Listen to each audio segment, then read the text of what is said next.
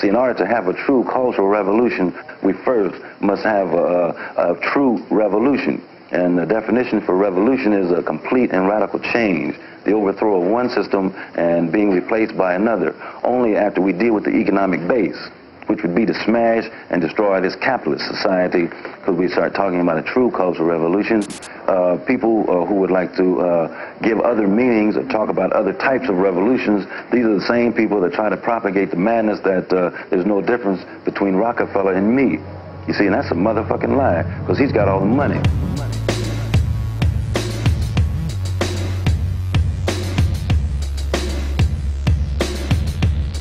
And it's a fact that we're perennial permanent adolescents. We don't want to grow up because we know what growing up in America means. Growing up in America means that you have to stand up when some fool with robes comes on and stands up. Everyone, please rise. Growing up in America means that you got to support the war in Vietnam and you got to be a responsible citizen.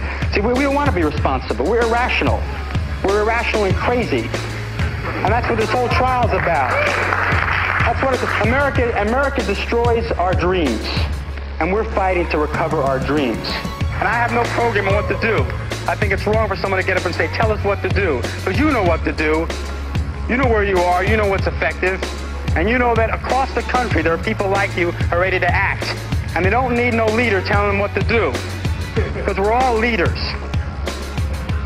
They don't need anyone giving orders. They don't even need anyone giving instructions.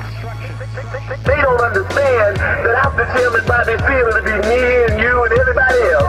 Because when they even get to the stage of fascism, they've gotten to the stage where they're going to do anything that they think is necessary to force people that don't want to dig on the shit that they're whooping on the people. They're going to force them to dig it. And they wouldn't even be doing this if it hadn't got to the stage like it is now.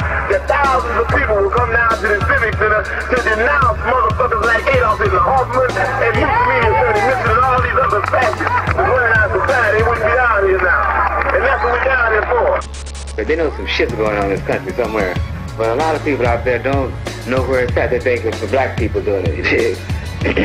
That all those riots are causing my life to be miserable in all areas, you know. And they really haven't focused in on the fact that it's the pigs and their mentors, the people who control the pigs, the power structure, those bald-headed businessmen at the Chamber of Commerce, you see? All of us need to do all that we can to stop this rising tide of fascism. Because if we don't, we'll be in a situation similar to that situation that the Jewish people were in a few years ago.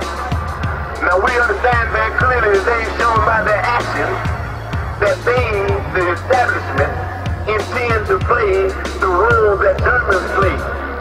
We have to show them by our actions that we do not intend to play the role that the Jews played. When they got together, you know this Bobby Seale, yes, they got together with guns, and there's nothing wrong with that. Because we need some guns. Black people need some peace. White people need some peace. And we're going to have to fight. We're going to have to struggle. We're going to have to struggle relentlessly to bring about some peace. Because the people that we asking for peace, they're a bunch of megalomaniac warmongers.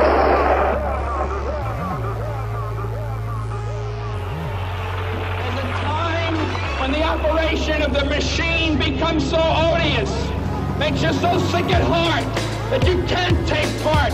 You can't even passively take part. And you've got to put your bodies upon the gears and upon the wheels, upon the levers, upon all the apparatus, and you've got to make it stop. And you've got to indicate to the people who run it, to the people